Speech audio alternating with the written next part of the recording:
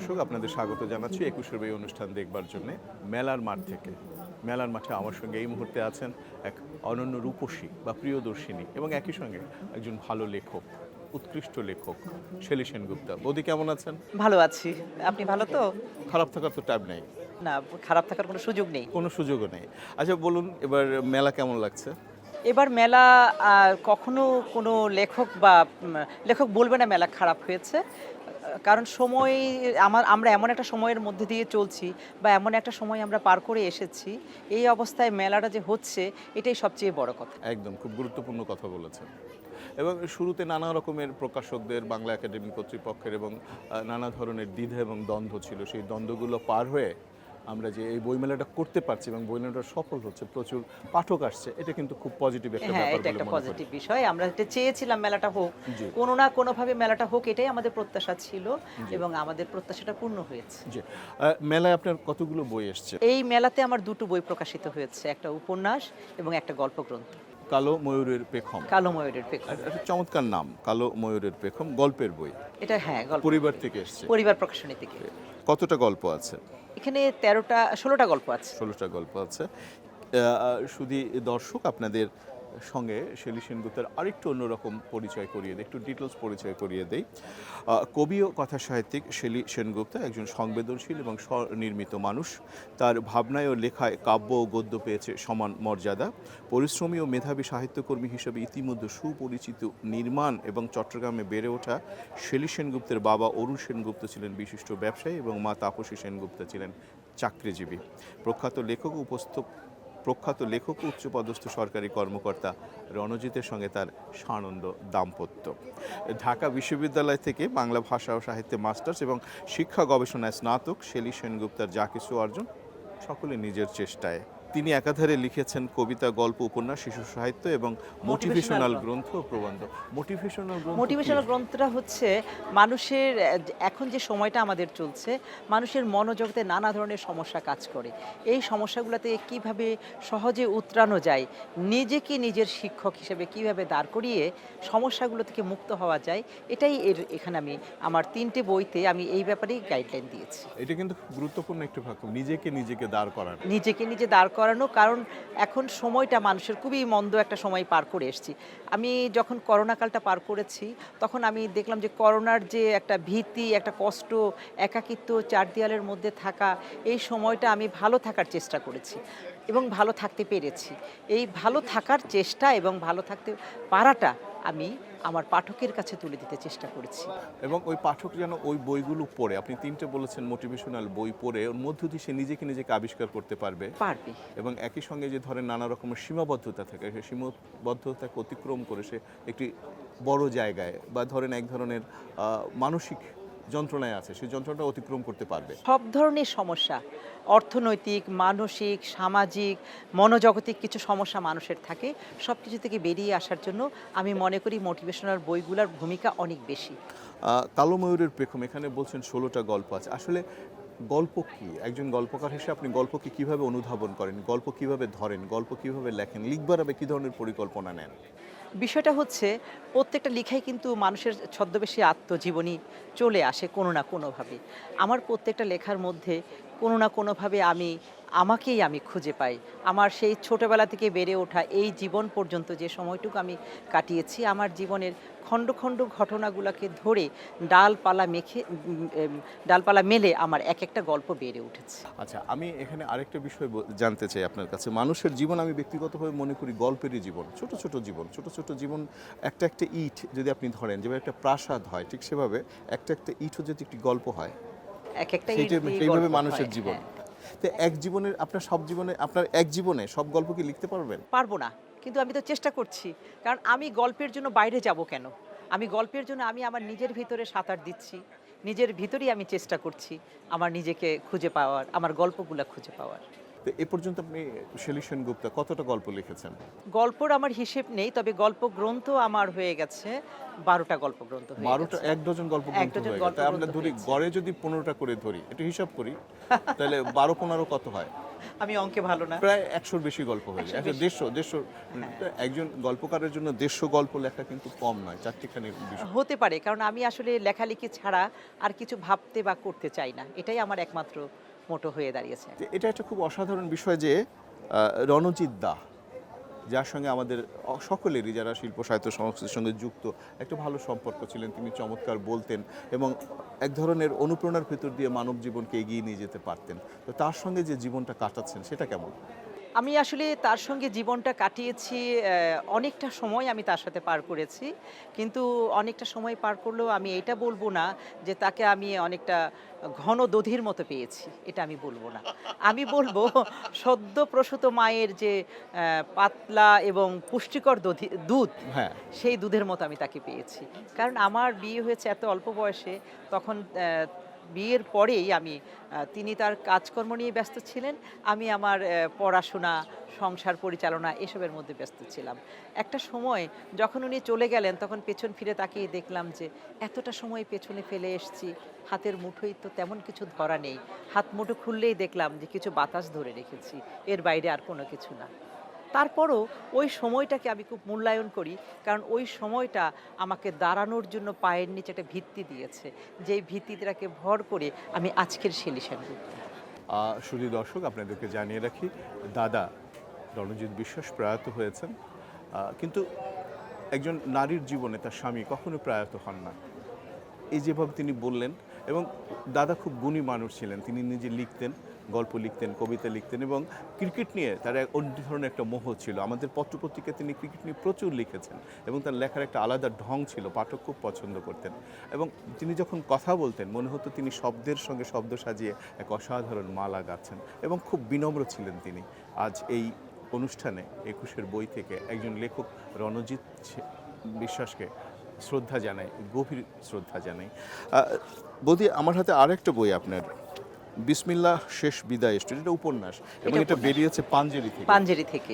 বাংলাদেশের খ্যাতনামা একটা প্রকাশনা সংস্থা। বিসমিল্লাহ শেষ বিদায় স্টোরি, একটি মৃত্যুর ঘনঘটা শুনতে পাচ্ছি। না, এটা আসলে মৃত্যুর ঘনঘটা বলবো না, এটা হচ্ছে একটা প্রেমের মৃত্যু ঘটেছে। একটা প্রেমের মৃত্যু ঘটেছে এবং প্রত্যেকটা মানুষকে একটা সময়ের মধ্যে দিয়ে যেতে হয় এবং মানুষের একটা অন্তিম সময় তো আসবেই।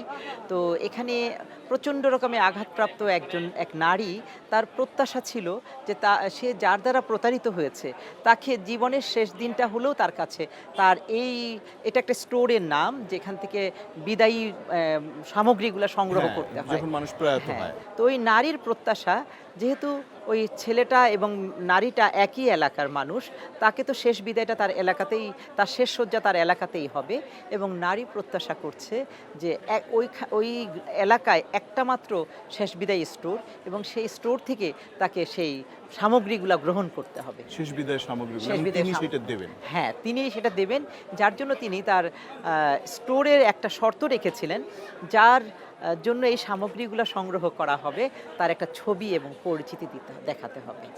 যদি কেউ অর্থকষ্টে থাকে বা তাদের যদি সামর্থ্য না থাকে, তিনি কম মূল্যে অথবা বিনামূল্যে সেই সামগ্রী সরবরাহ করবেন, কিন্তু শর্ত একটাই, তার ছবি এবং পরিচিতিটা ওই দোকানে জমা দিতে হবে। কারণ ওইটা তার চিহ্ন, তাতে প্রমাণ চিহ্ন। করবে যে হ্যাঁ, সে দেখতে সে চাচ্ছে। এসেছিল এবং সে জানে যে তার মেয়েটার একটা বিশ্বাস যে মেয়েটার বুকের মধ্যে যে আগুনটা জ্বালিয়ে দিয়ে ছেলেটা তার সাথে প্রতারণা করেছে, শেষ দিনে ওই ছেলের বুকে ঠিক তেমনই একটা পোড়া দাগ থাকবে। এই দাগটাই কন্যাটি দেখতে চেয়েছে। প্রেমের মধ্যে এক ধরনের প্রতিশোধও কাজ করে। প্রতিশোধ কাজ করে প্রেম শুধু কিন্তু প্রেম না, হ্যাঁ, এর সব পেছনে এক ধরনের হ্যাঁ, সর্বনাশও কাজ করে। সর্বনাশও কাজ করে, কিন্তু এই প্রতিশোধটা কিন্তু আমি ভয়াবহ মনে করছি না। এই প্রতিশোধটা ওই মেয়ের একটা সান্ত্বনা, কারণ সে এতই কষ্ট পেয়েছে, এত কষ্টটা যদি সে না পেত তাহলে কিন্তু সে কিন্তু অন্য ধর্মের একটা মেয়ে, সে ওই এলাকাতে গিয়ে এমন একটা তার সয় সম্পত্তির অনেকটাই বিক্রি করে দিয়ে এমন একটা স্টোর দিত না। বিসমিল্লাহ শেষ বিদায় স্টোর। আসলে কি মানুষের জীবন থেকে প্রেম কি বিদায় নেয় জীবন থেকে? না, প্রেম বিদায় নেয় না। এই যে প্রতীক্ষা, এটার ভিতরেও কিন্তু প্রেম জড়িয়ে আছে। নিশ্চয়ই। কারণ শেষ সময়টাতে ওই নারী যদি বেঁচে থাকে, তার তার প্রেমিকের শেষ বিদায়ের সময়টা, হয়তো তার ভেতরে একটা কাঙ্ক্ষা কাজ করছে তাকে আরেক নজর দেখা। নিশ্চয়ই। বৌদি, যেহেতু আমরা প্রেমের উপন্যাসের মধ্যে আছি, প্রেম আসলে কি? প্রেম আসলে আমি বলবো যে কিছু অনুভূতি, এর বাইরে কিছুই না। কিছু সময়ের অনুভূতি, কিছু সময় নাকি কিছু সারা সময়। জীবনে? সারা জীবন কি থাকে? সারা জীবন কি থাকে? কষ্টটাই থাকে। সুখটা থাকে না? সুখটা থাকে না। কেননা প্রেম যখন সুখ দেওয়া শুরু করে, ওটা কিন্তু আর প্রেম থাকে না। তাহলে কি প্রেম, ওটা তখন প্রাপ্তি হয়ে যায়।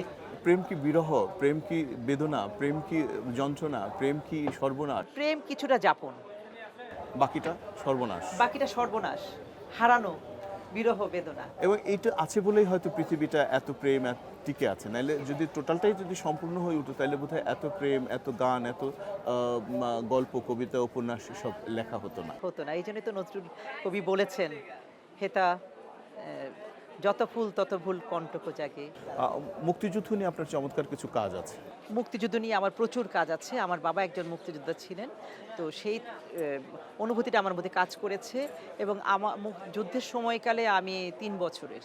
কিন্তু মানুষের বলে থাকে যে খুব ছোট সময়ের খুব কষ্টেরটাও মনে থাকে, আবার খুব আনন্দেরটাও মনে থাকে। ওই সময় আমরা এতটাই কষ্টের মধ্যে জীবনটা যাপন করেছি যে আমার মুক্তিযুদ্ধকালীন বেশ কিছু স্মৃতি আমার মনের মধ্যে আছে।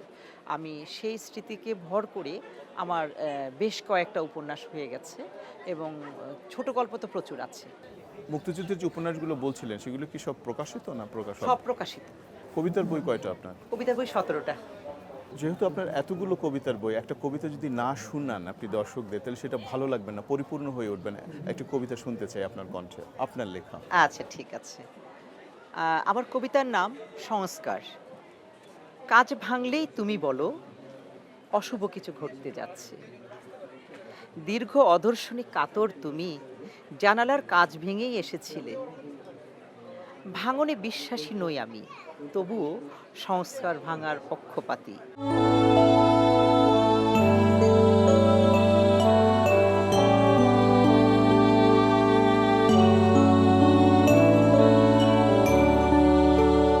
শুধু দর্শক, এতক্ষণ আমার সঙ্গে ছিলেন বিশিষ্ট কবি এবং কথা সাহিত্যিক শেলী সেনগুপ্তা।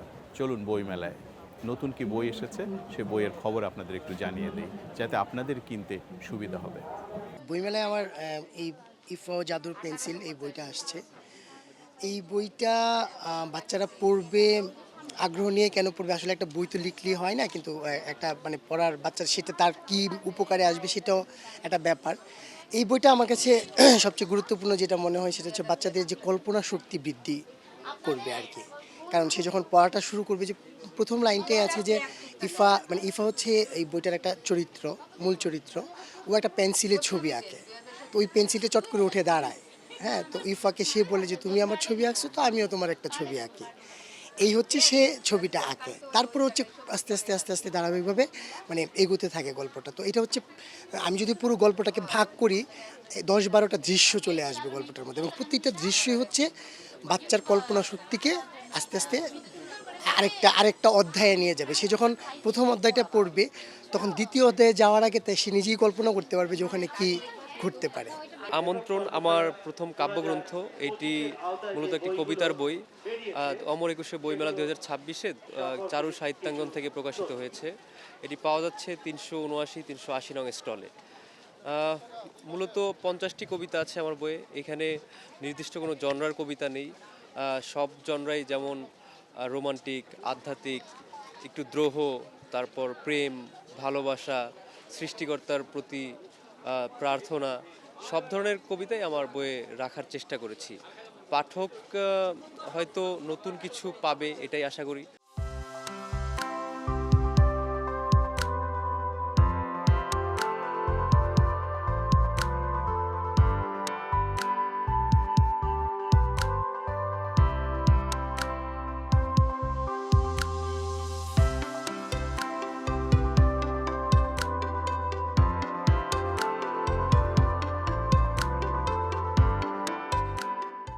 শুধু দর্শক, একুশের বই এখানেই শেষ হচ্ছে।